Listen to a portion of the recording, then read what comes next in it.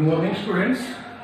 आज हम लोग इकोनॉमिक्स का जो हमारा सेकंड चैप्टर चल रहा था बेटा, some basic concepts of macro economics, उसी को कंटिन्यू करेंगे इस चैप्टर में। इससे पहले जो हमने स्टडी किया था बेटा, that was final goods and intermediate goods.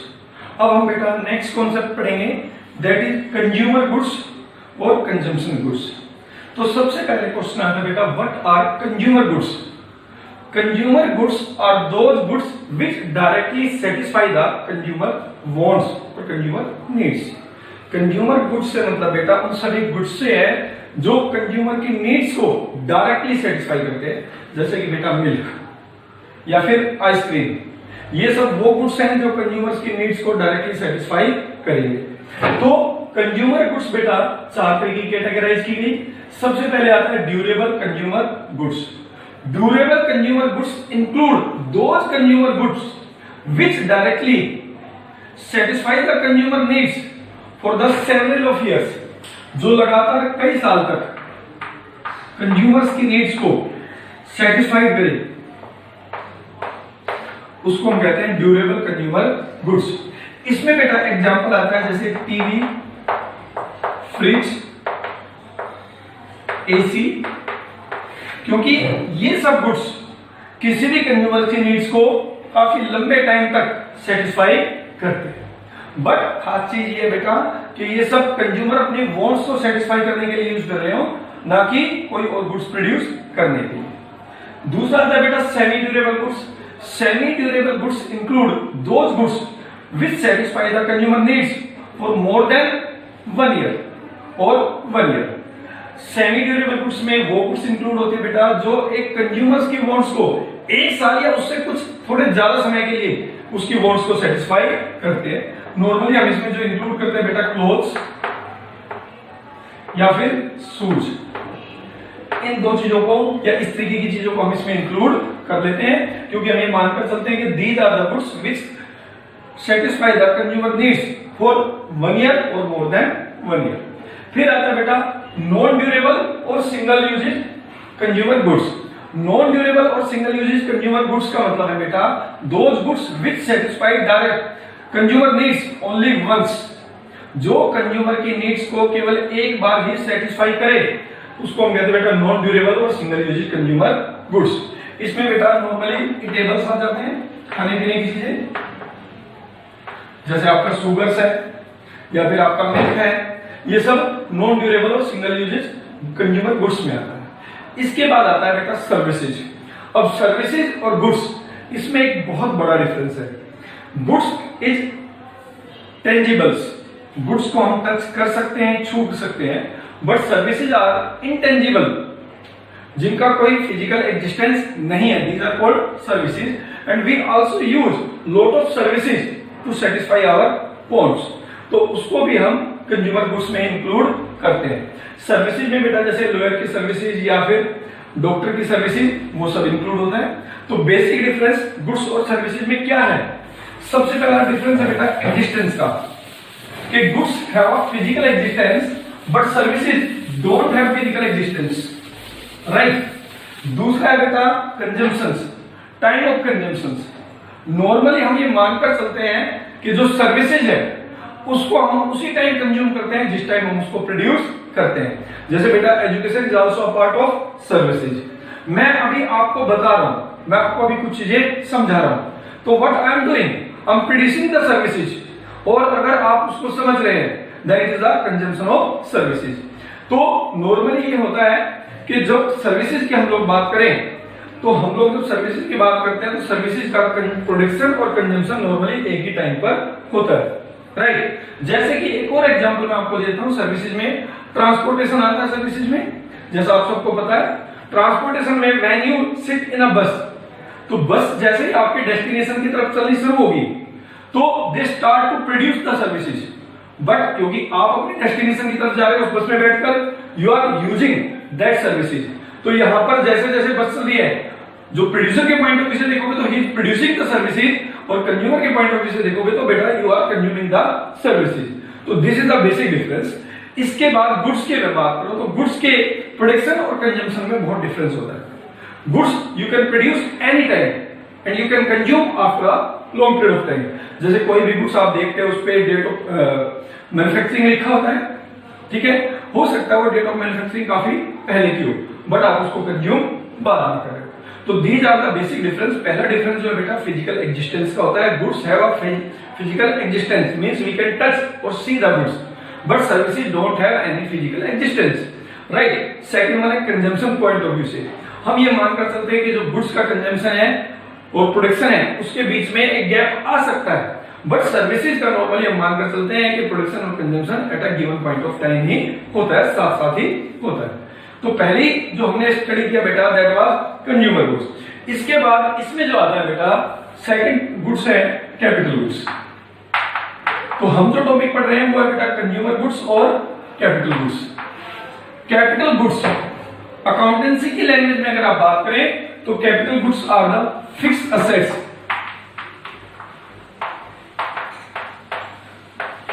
Of the economy और द प्रोड्यूसर्स। कैपिटल गुड्स क्या है बेटा? फिक्स असेट्स है इकोनॉमी की, प्रोड्यूसर्स की। फिक्स असेट्स का मतलब क्या होता है बेटा? Those assets which help in the production process for the long run. जैसे कि प्लांट एंड मशीनरी, कोई भी एक मशीन अगर हम लोग बात करें उसको हम उस पर हम खर्च करेंगे तो वो मशीन हमें लंबे समय तक हमारी प्रोडक्शन कैपेसिटी को बढ़ाने में हेल्प करती है। तो expenditure on these kind of fixed assets are known as investment expenditure, fixed investment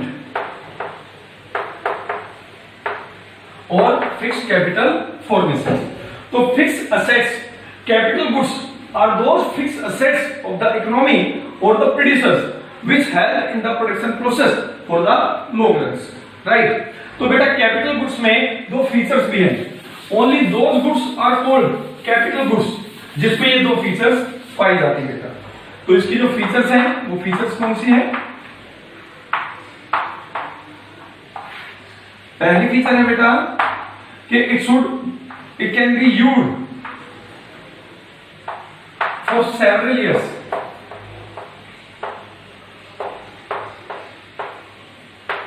in production process, मतलब कोई भी ऐसी असेट्स जो लंबे समय तक आपकी प्रोडक्शन में हेल्प करे वो कैपिटल गुड्स में इंक्लूड होती है। बट इसके साथ साथ इसमें सेकंड फीचर्स भी होनी चाहिए कि इनकी जो वैल्यू है वो बेटा हाई होनी चाहिए। खास चीज ये है कि इनकी वैल्यू कैसी होनी चाहिए? हाई होनी चाहिए। ये ना हो जैसे मैं एक एग्जांपल दूं, हम लोग देखते हैं बहुत सारी मशीन्स में आपकी कार में नट बोल्ट्स लगे होते हैं और नॉर्मली वो नट बोल्ट्स भी लंबे समय तक आपकी हेल्प करते हैं, बट क्योंकि उनकी वैल्यू बहुत कम है तो उसको हम कैपिटल गुड्स में इंक्लूड नहीं करते, राइट? तो समझ में आया कैपिटल गुड्स का मतलब क्या है बेटा? कैपिटल गुड्स का मतलब है expenditure on those assets which increase the production capacity of the economy, और इसी को हम फिक्स्ड इन्वेस्टमेंट भी कहते हैं बेटा। इसके बाद इससे बेनिफिट क्या होता है? कैपिटल गुड्स पे हम लोग खर्च क्यों करते हैं? दो चीजों के लिए हम कैपिटल गुड्स पे खर्च करते हैं बेटा। पहला, to increase the production capacity, ताकि हमारी इकोनॉमी में प्रोडक्शन कैपेसिटी इंक्रीज हो सके, राइट? कि जैसे भाई जितना ज्यादा हमारे पास कैपिटल गुड्स का स्टॉक होगा, कैपिटल गुड्स मतलब जितना ज्यादा हमारे पास मशीनरी का स्टॉक होगा उतनी ज्यादा हमारी इकोनॉमी में प्रोडक्शन कैपेसिटी बढ़ जाएगी। या फिर दूसरा जो पर्पज है कैपिटल गुड्स पे खर्च करने का बेटा वो है replacement of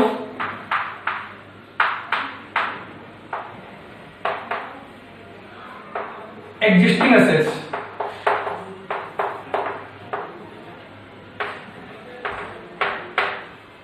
replacement of existing assets. देखिए बेटा जितनी भी हमारी फिक्स असेट्स है जैसे मशीनरी है, प्लांट्स है, जब हम उनको कंटिन्यू यूज करते हैं to increase the production capacity to produce goods and services, तो उनकी वैल्यू में रिडक्शन हो जाता है जिसको हम डेप्रिसिएशन कहते हैं, या फिर कंजम्पशन ऑफ फिक्स कैपिटल। तो एक टाइम के बाद अगर आपकी असेट्स की वैल्यू कम होती है तो उससे आपकी प्रोडक्शन कैपेसिटी भी कम होनी शुरू हो जाएगी। तो उसके लिए हमें उस असेट्स को टाइमली रिप्लेस करना जरूरी है, तो यानी उसकी जगह हमें नई मशीन पे खर्च करना पड़ता है, and that is also called expenditure on capital goods. तो रिप्लेसमेंट ऑफ एग्जिस्टिंग असेट्स के लिए भी हम लोग कैपिटल गुड्स पे खर्च करते हैं। बट ध्यान रखने वाली चीज क्या है बेटा, ये जो हमने खर्च किया है दो तरीके का है। तो पहला जो तरीका है increase the production capacity, it is known as net investment, it is known as net investment because it will increase your production capacity. ये replacement of existing assets does not increase your production capacity, it only maintain your production capacity. क्योंकि मान लीजिए पहले आपके पास दो मशीनें थी, दोनों मशीनें डेप्रिशिएट हो गई, तो उसकी जगह आपने दो मशीन और खरीद ली उनको रिप्लेस करने के लिए, तो यहाँ पे आपकी प्रोडक्शन कैपेसिटी पे कोई इफेक्ट नहीं पड़ा। बट आपके पास दो मशीन थी, उसके साथ आपने दो मशीन और खरीद ली, तो it will increase your production capacity.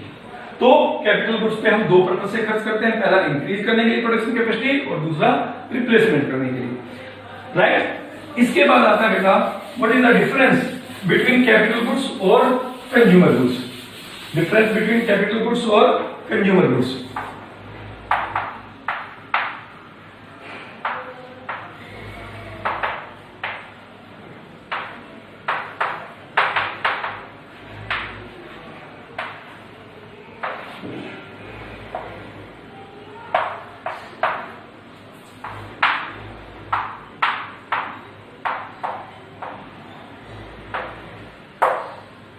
पहला जो डिफरेंस है बेटा, consumer goods directly satisfy the consumer needs, consumer goods directly satisfy consumer needs, needs और वांट्स, राइट। बट जो कैपिटल गुड्स है वो डायरेक्टली सेटिस्फाई नहीं करती, does not directly satisfy the consumer needs.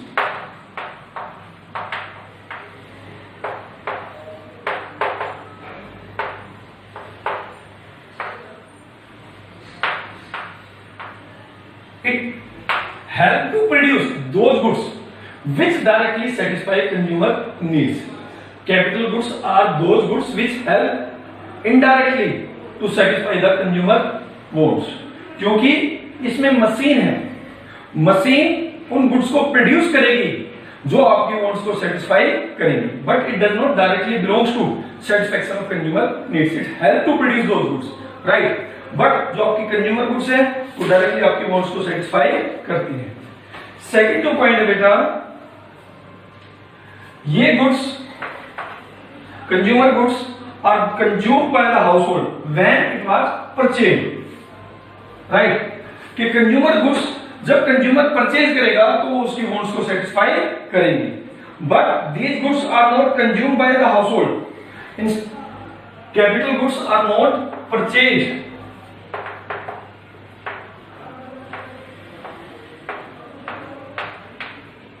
Not purchase by household.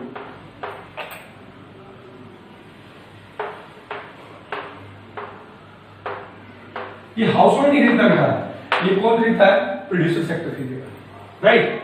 But it will purchase by the household sector.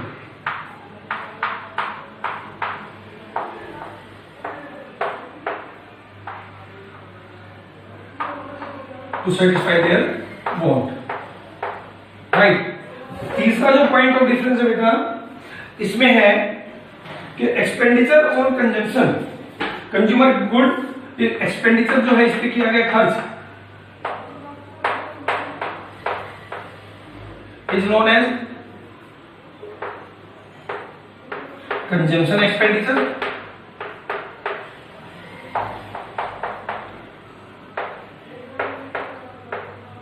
And this is called investment expenditure, क्योंकि यहां आपने invest किया है फिक्स एसेट्स में। और लास्ट पॉइंट जो बेटा वो है higher production of consumer goods, higher production of consumer goods is the social welfare of consumers, it shows social welfare for higher satisfactions of the household sector.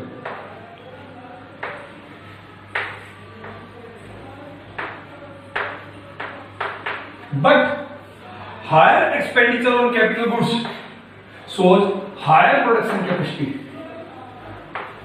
of the economy.